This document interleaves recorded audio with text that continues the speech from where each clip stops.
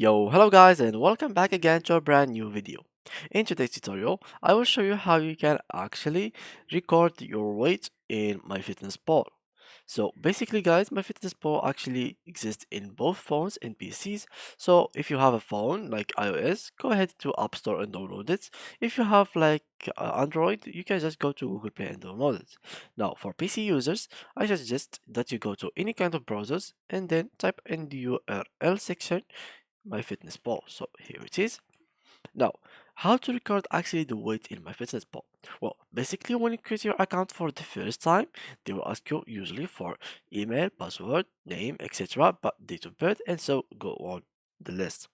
Now, after that, they will start asking you for height, calories, your goal, what are you active or not, and then lastly they will ask you about is your weight.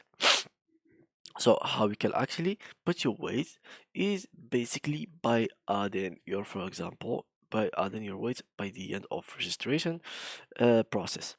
Or else, if you want to change it later on, you can just go here and go to settings and update diet fitness profile, which is on account settings, and then click on it. And from here, you can just go to your current weight and change it.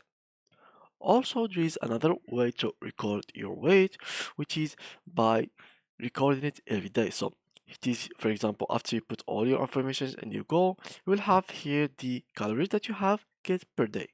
So, for example, after you go to food and you start counting each food in your day, so how you can see how much grams or kilograms you are losing, you can just go to my home or you can just go to my home and here in the first page you will see how much kilograms you are losing by doing your diet.